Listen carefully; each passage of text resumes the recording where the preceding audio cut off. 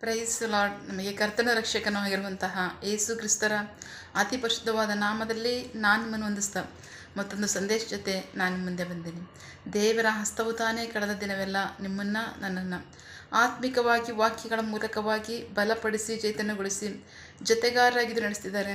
ವೈಯಕ್ತಿಕವಾಗಿ ನಮ್ಮ ಅಗತ್ಯಗಳನ್ನ ಪೂರೈಸಿ ನಾವು ಕೈ ಮಾಡ್ತಕ್ಕಂಥ ಕೆಲಸಗಳನ್ನು ಆಶೀರ್ವದಿಸಿ ಕಾದು ಪೋಷಿಸಿ ಜೊತೆಗಾರರಾಗಿದ್ದು ನಡೆಸಿರುವುದಕ್ಕಾಗಿ ದೇವರಿಗೆ ಸ್ತುತಿಯು ಘನವು ಮಹಿಮೆ ಸದಾ ಕಾಲವು ಸ್ವಂತವಾಗಿರಲಿ. ಆಮೇನ್. ಈ ದಿನದ ಸಂದೇಶದ ವಾಕ್ಯ ಭಾಗ ಧರ್ಮೋಪದೇಶ ಕಂಡ 23ನೇ ಅಧ್ಯಾಯದಲ್ಲಿ 9ನೇ ವಾಕ್ಯದಿಂದ 14ನೇ ವಾಕ್ಯದವರೆಗೆ.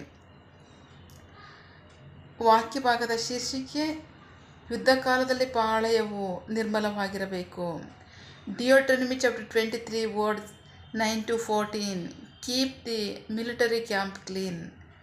ಟಾಪಿಕ್: ನೀವು ಶತ್ರುಗಳಿಗೆ ವಿರೋಧವಾಗಿ ಸೈನ್ಯವಾಗಿ ಹೊರಟರೆ ದುಷ್ಟ ಕಾರ್ಯಗಳೆಲ್ಲ ದೂರವಾಗಿರಬೇಕು ಆಗಿರುವಂತೆ ನಿಮ್ಮನ್ನು ಕಾಪಾಡಿಕೊಳ್ಳಿರಿ. ರಾತ್ರಿಯಲ್ಲಿ ಸಂಭವಿಸಿದ ಕಾರ್ಯಗಳ ದೆಸೆಯಿಂದ ಶುದ್ಧವಲ್ಲದ ಮನುಷ್ಯನು ನಿಮ್ಮಲ್ಲಿದ್ದರೆ ಅವನು ಪಾಳೆಯದ ಹೊರಗೆ ಹೋಗಬೇಕು, ಪಾಳೆಯದ ಒಳಗೆ ಬರಬಾರದು. ಸಂಜೆ ಆಗುತ್ತಿರುವಾಗ ಅವನು ನೀರಿನಲ್ಲಿ ತೊಳೆದುಕೊಳ್ಳಲಿ. ಸೂರ್ಯನು ಮುಳುಗಿದಾಗ ಪಾಳೆಯದ ಒಳಗೆ ತಿರುಗಿ ಬರಲಿ.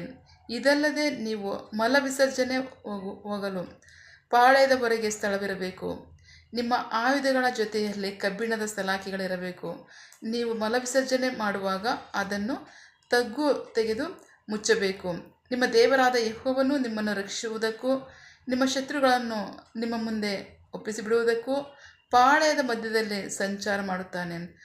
ಆತನು ನಿಮ್ಮಲ್ಲಿ ಅಶುದ್ಧವಾದ ಕಾರ್ಯಗಳನ್ನು ನೋಡಿ ನಿಮ್ಮನ್ನು ಬಿಟ್ಟು ತಿರುಗದ ಹಾಗೆ ನಿಮ್ಮ ಪಾಳೆಯವು ನಿರ್ಮಲವಾಗಿರಬೇಕು. ದೇವರಿಗೆ ಸ್ತೋತ್ರ. ವಾಕ್ಯ ಭಾಗ ನೋಡ್ತಾ ಇದ್ದೀವಿ. ದೇವರ ಆಜ್ಞೆ ಏನಂದರೆ ಯುದ್ಧ ಕಾಲದಲ್ಲಿ ನೀವು ಪಾಳೆಯಗಳು ಶುದ್ಧವಾಗಿರಬೇಕು. ದೇವರಿಗೆ ಸ್ತೋತ್ರ. ಆಗ್ತಾ ಇಲ್ಲ ಅಲ್ವಾ? ಆ ಸನ್ನಿವೇಶಗಳು ನೋಡಿದ್ರೆ ಆಗಲ್ಲ. ಯಾಕೆ ಅಂತಂದರೆ ಆ ಕಾಲದಲ್ಲಿ ಯುದ್ಧ ಅಂತಂದರೆ ಅರಸುಗಳು ಒಂದು ಕಡೆ ಕೂಡಿ ಬರ್ತಾಯಿದ್ರು. ಯುದ್ಧದ ಕಾಲವೇ ಒಂದು ಕಾಲ ಇತ್ತು. ಅದಕ್ಕೆ ವಸಂತ ಕಾಲ ಅಂತ ದಾವೀದ ಅರಸನ ಕಾಲದಲ್ಲಿದೆ. ಅದ್ಭುತವಾಗಿದೆ. ಆ ಸನ್ನಿವೇಶದಲ್ಲಿ ಅಡವಿನಲ್ಲಿ ಮಧ್ಯದಲ್ಲಿ ಒಂದು ಸ್ಥಳ ಸೀಮಿತವಾಗಿ ಅಲ್ಲಿ ನೇಮಕವಾಗಿರ್ತಿತ್ತು. ಆ ವಸಂತ ಕಾಲದಲ್ಲಿ ಬಹಳ ಅವರಿಗೆ ವಾತಾವರಣ ಸಹ ಹಿತವಾಗಿರ್ತಿತ್ತು. ಅಂದರೆ ಯುದ್ಧ ಅಂತನದ್ದು ಮನುಷ್ಯರು ತಾನಾಗಿ ಉಂಟು ಮಾಡಿಕೊಂಡಿರ್ತಕ್ಕಂಥದ್ದು. ಆ ಸನ್ನಿವೇಶದಲ್ಲಿ ಯಾರನ್ನು ಜಯಿಸ್ತಾರೆ ಅವ್ರಿಗೆ ಅದು ಜಯ ಇರ್ತಿತ್ತು. ದೇವರಿಗೆ ಸ್ತೋತ್ರ. ಈಗ ಯುದ್ಧ ಅದು ಸಹಜವಾಗಿ ಇರ್ತಕ್ಕಂಥದ್ದು. ಈಗ ಇರಲೇ ಆಗಿತ್ತು ಆ ಕಾಲದಲ್ಲಿ. ಆದರೆ ಈಗ ಹಂಗಿಲ್ಲ. ದೇಶ ತುಂಬ ಕಾವಲು ಬೇಕು, ದೇಶ ತುಂಬ ಸೈನ್ಯ ಬೇಕು, ಇರೋಕ್ಕಾಗ್ತಿಲ್ಲ. ಆದರೆ ಒಂದಂತೂ ಸತ್ಯ, ಶುದ್ಧತೆ ಅಂಥದ್ದು ಕಾಪಾಡಿಕೊಳ್ಳಬೇಕು. ದೇವರ ಸನಿಹ ಇರಬೇಕಾದರೆ, ದೇವರು ಆ ಯುದ್ಧ ಪಾಳ್ಯದಲ್ಲಿ ಸಂಚಾರ ಮಾಡಬೇಕಾದ್ರೆ ಅಲ್ಲಿ ಪರಿಶುದ್ಧತೆ ಇರಲೇಬೇಕು. ದೇವರಿಗೆ ಸ್ತೋತ್ರ. ನಡೆದಿದೆ ಅಂತ ಸನ್ನಿವೇಶಗಳಂದರೆ ನಡೆದಿದೆ. ಯೆಹೋಶುವನ ಕಾಲದಲ್ಲಿ ಯೆಹೋಶುವನ ಸುಮಾರು 30ಕ್ಕೂ ಅಧಿಕ ಅರಸರುಗಳನ್ನು ಯೆಹೋಶುವನು ಜಯಿಸಬೇಕಾದ್ರೆ ಆ ಸನ್ನಿವೇಶದಲ್ಲಿ ಒಬ್ಬ ದೂತನ ಬರ್ತಾನೆ. ಆ ಯೆಹೋಶುವ ಪುಸ್ತಕದಲ್ಲಿ ಸಂಪೂರ್ಣ ಚಿತ್ರಣ ನೋಡಿದ್ರೆ ಯುದ್ಧ ಸೇನಾಧೀಶ್ವರನಾಗಿ ದೇವರು ತನ್ನ ಸೈನ್ಯದ ಪರವಾಗಿ ಕಾರ್ಯ ಮಾಡಬೇಕಾದ್ರೆ ಒಂದು ಸನ್ನಿವೇಶದಲ್ಲಿ ನಾವು ನೋಡ್ತೀವಿ. ಒಬ್ಬ ದೂತನ ಬರ್ತಾನೆ. ಯೆಹೋಶುವನಿಗೆ ಗೊತ್ತಿಲ್ಲ ಅವನು ಯಾರು ಅಂತ. ಅವನು ಕೇಳ್ತಾನೆ, ದಯವಿಟ್ಟು ನೀನು ಯಾರ ಪರವಾಗಿ ಬಂದಿದೆಯಾ? ನಮಗೆ ವಿರುದ್ಧ ಬಂದಿದೆಯಾ, ನಮ್ಮ ಪರವಾಗಿ ಬಂದಿದೆಯಾ, ಅಥವಾ ನಮ್ಮ ಶತ್ರುಗಳ ಸೈನ್ಯ ಪರವಾಗಿ ಬಂದಿದೆಯಾ? ನೀನು ಯಾರ ಪರವಾಗಿ ಬಂದಿದೆಯಾ ಅಂತ ನಮ್ಗೆ ಹೇಳು ಅಂತ ಕೇಳ್ತಾನೆ. ಆಗ ಆ ದೂತನ ಹೇಳ್ತಾನೆ, ನಾನು ಯೆಹೋವನ ಸೈನ್ಯದ ಪರವಾಗಿ ಬಂದಿರತಕ್ಕಂಥ ದೂತನ ಅಂತ ಹೇಳ್ತಾನೆ. ದೇವರಿಗೆ ಸ್ತೋತ್ರ. ಎಷ್ಟೊಂದು ಅದ್ಭುತವಾದಂಥ ಮಾತು. ಸೊ 30ಕ್ಕೂ ಅಧಿಕ ಯುದ್ಧಗಳನ್ನು ಯೆಹೋಶುವನ ಮೂಲಕವಾಗಿ ಜಯಿಸಿದಂಥ ಸನ್ನಿವೇಶ ದಾವೀದನ ಅರಸನ ಕಾಲದಲ್ಲಿ. ಮತ್ತು ಸೌಲನ ಕಾಲದಲ್ಲಿ ಸೌಲನು ಅವಿಧೇಯನಾದ ನಿಜ. ಆದರೆ ಮುಂಚೆ ಯುದ್ಧ ಅಂತ ಹೋಗ್ಬೇಕಾದ್ರೆ ಮುಂಚಿತವಾಗಲೇ ಅವರು ಉಪವಾಸ ಪ್ರಾರ್ಥನೆ ಇದ್ದು ಸಿದ್ಧ ಮಾಡ್ಕೋತಾಯಿದ್ರು ಅವ್ರನ್ನ. ಅಷ್ಟು ಮಾತ್ರ ಅಲ್ಲ, ಸ್ತ್ರೀ ಸಹವಾಸನ ನಾವು ಯುದ್ಧಕ್ಕೆ ಹೋಗೋದು ಮುಂಚೆನೇ ಬಿಟ್ಬಿಟ್ಟಿರ್ತೀವಿ ಅಂತ ಅವ್ರು ಹೇಳ್ತಾರೆ. ವಾಕ್ಯ ಭಾಗಗಳ ಸನ್ನಿವೇಶದಲ್ಲಿ ಅದಿದೆ. ದೇವರಿಗೆ ಸ್ತೋತ್ರ. ಸೊ ಹಾಗಾಗಿ ಈಗ ಸನ್ನಿವೇಶಗಳು ಹಂಗಿದೆಯಾ ಅಂತಂದರೆ ಹಂಗಿಲ್ಲ. ಯಾರ ಪರವಾಗಿ ದೇವ್ರ ಕಾರ್ಯ ಮಾಡಬೇಕು ಅಂದರೆ ಈಗ ಸಹೋದರರಿಗೆ ಕಿತ್ತಾಡೋಂಥ ಸನ್ನಿವೇಶಗಳಿದೆಯಲ್ಲ. ಯಾರ ಪರವಾಗಿ ದೇವ್ರ ಕಾರ್ಯ ಮಾಡಬೇಕು ಅಂದರೆ ದೇವರೇ ತೀರ್ಪು ಮಾಡಬೇಕು ಅಷ್ಟೇ. ದೇವರಿಗೆ ಸ್ತೋತ್ರ. ಸೊ ಆದರೆ ಒಂದಂತೂ ಸತ್ಯ, ಯುದ್ಧ ಪಾಳ್ಯ ಶುದ್ಧವಾಗಿರಬೇಕು ಅಂತ ವಾಕ್ಯದಲ್ಲಿ ದೇವರು ಹೇಳ್ತಾರೆ. ಆಗ ಮಾತ್ರ ನನ್ನಲ್ಲಿ ಸಂಚಾರ ಮಾಡಲಿಕ್ಕೆ ಸಾಧ್ಯ. ಯುದ್ಧ ಪಾಳ್ಯದಲ್ಲಿ ನಾನು ಸಂಚಾರ ಮಾಡಬೇಕಾ? ಆಗ ಮಾತ್ರ ಪಾಳ್ಯ ಶುದ್ಧವಾಗಿದ್ದಾಗ ಮಾತ್ರ ನನ್ನಲ್ಲಿ ಸಂಚಾರ ಮಾಡ್ತಕ್ಕಂಥದ್ದು ಇರ್ತಾರೆ. ದೇವರಿಗೆ ಸ್ತೋತ್ರ.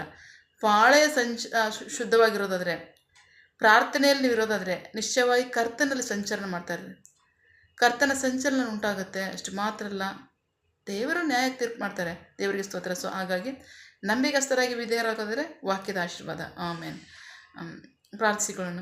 ಸಕಲ ಸೃಷ್ಟಿಕರ್ತನೇ, ಸರ್ವಾಧಿಕಾರಿಯೇ, ಸಾರ್ವಭೌಮನೇ, ಉನ್ನತನೇ, ಮಹೋನ್ನತನೇ, ಮಹಾಪರಿಶುದ್ಧನೇ, ಪ್ರೀತಿ ಸ್ವರೂಪನೇ, ನೀತಿವಂತನೇ, ಅಧಿಪತಿಯೇ, ಸೇನಾಧೀಶ್ವರನೇ, ಇರುವಾತನೇ, ಸರ್ವವ್ಯಾಪಿಯ ಸಪ ಇದನ್ನೇ ವಾಕ್ಯಗಳ ಮೂಲಕವಾಗಿ ನಮ್ಮ ಸಂಗಡ ಮಾತಾಡುವಂಥ ನಿಮ್ಮ ಪ್ರೀತಿಗಾಗಿ ನಂಬಿಗಸ್ತಿಗೆ ನಿಮಗೆ ಸ್ತೋತ್ರ. ಕರ್ತನೇ ಎಸಪ್ಪ, ವಾಕ್ಯಭಾಗದ ಮೂಲಕವಾಗಿ ನಮ್ಮ ಸಂಗಡ ಮಾತನಾಡ್ತಾ ಇದ್ದೀರಾ. ನಾನು ಸಂಚಲನ ಮಾಡ್ತಕ್ಕಂಥ ಸ್ಥಳದಲ್ಲಿ ಅದು ಪರಿಶುದ್ಧತೆ ಇರಬೇಕು ಅಂತ ಹೇಳ್ತಾ ಇದ್ದೀರಾ. ಯುದ್ಧ ಪಾಳ್ಯದಲ್ಲಿ ಪಾಳೆ ಶುದ್ಧವಾಗಿರಬೇಕು ಅಂತ ಹೇಳ್ತಿದ್ದೀರಾ. ಅಷ್ಟು ಮಾತ್ರ ಅಲ್ಲ, ಆಜ್ಞೆಗಳನ್ನ ನಿಯಮಗಳನ್ನ ಕೊಟ್ಟಿದ್ದೀರಾ. ಅನುಸರಿಸಿ ನಡೆಯೋದ್ರ ಮೂಲಕವಾಗಿ ಆಶೀರ್ವಾದವನ್ನು ಹೊಂದ್ಕೊಳ್ಳಿ. ಆಮೇಲೆ ಅಷ್ಟು ಮಾತ್ರ ಅಲ್ಲ, ಸಹೋದರರಲ್ಲಿ ಅನ್ಯೋನ್ಯತೆ ಎಷ್ಟೋ ರಮ್ಯವಾದದ್ದು ಅಂತ ನೀವು ಅದ್ಭುತವಾದಂಥ ವರ್ಣನೆ ಕೊಟ್ಟಿದ್ದೀರಾ. ಸೊ ಸಹೋದರರ ಅನ್ಯೋನ್ಯತೆ ಅಂತ ಕೆಡಿಸ್ತಕ್ಕಂಥ ಕಾರ್ಯಗಳು ಯೇಸು ಕ್ರಿಸ್ತನ ನಾಮದಲ್ಲಿ ಅವ್ರನ್ನ ಬಿಟ್ಟು ಹೋಗಲಿ. ಸಹೋದರರಲ್ಲಿ ಒಂದು ಅನ್ಯೋನ್ಯತೆ ಬರಲಿ, ಪ್ರೀತಿ ವಿಶ್ವಾಸವಿರಲಿ, ಸಾಮರಸ್ಯ ಇರಲಿ. ಅಷ್ಟು ಮಾತ್ರ ಅಲ್ಲ, ಸಮಾಧಾನವಿರಲಿ. ಆಮೇನ್. ನೀವು ಹಾಗೆ ಮಾಡುವುದಕ್ಕಾಗಿ ಸ್ತೋತ್ರ. ನಿನ್ನ ಜನರು ಕೈ ಮಾಡ್ತಕ್ಕಂಥ ಕೆಲಸವನ್ನು ಆಶೀರ್ವದಿಸು. ಅವರ ಅವಶ್ಯಕತೆಗಳನ್ನ ಅಗತ್ಯಗಳನ್ನ ಪೂರೈಸು, ಕೊರತೆಗಳನ್ನ ನೀಗಿಸು. ಆಮೇನ್. ಯಾವ ಕಾರ್ಯದಲ್ಲಿ ಅವರು ನಿರೀಕ್ಷೆಯುಳ್ಳವರಾಗಿದ್ದಾರೆ, ಮಕ್ಕಳ ವಿದ್ಯಾಭ್ಯಾಸ, ಆರೋಗ್ಯ, ಅವರ ಜೀವನ ಅವಶ್ಯಕತೆ ಅಗತ್ಯಗಳು, ಯೌವನಸ್ಥರ ವಿದ್ಯಾಭ್ಯಾಸ, ಆರೋಗ್ಯ, ಅವರ ಜೀವನ ಅವಶ್ಯಕತೆ ಅಗತ್ಯಗಳು, ಕೆಲಸ, ಬಿಸಿನೆಸ್, ಸೇವೆ, ವಿವಾಹ ಕಾರ್ಯ, ವಯಸ್ಸಾದವರ ಜೀವನ ಅವಶ್ಯಕತೆ ಅಗತ್ಯಗಳು, ಆರೋಗ್ಯ, ಸೇವೆ, ಯಾವ ಕಾರ್ಯದಲ್ಲಿ ಅವರು ನಿರೀಕ್ಷೆಯುಳ್ಳವರಾಗಿದ್ದಾರೆ, ಕಾರ್ಯದಲ್ಲಿ ತಕ್ಕ ಸಮಯದಲ್ಲಿ ನಿಮ್ಮ ಚಿತ್ತಾನುಸಾರವಾಗಿ ಅದನ್ನು ಹೊಂದ್ಕೊಳ್ಳಿ. ಆಮೇನ್. ನೀವು ಹಾಗೆ ಮಾಡೋ ಪ್ರೀತಿಗಾಗಿ ನಂಬಿಗಸ್ತಿಗೆ ನಿಮಗೆ ಸ್ತೋತ್ರ. ನಮ್ಮ ಪ್ರಾರ್ಥನೆ ನೀವು ಕೇಳಿದ್ದೀರಾ, ಅದರಂತೆ ನಡೆಸ್ತಿರೋದಕ್ಕಾಗಿ ಸ್ತೋತ್ರ.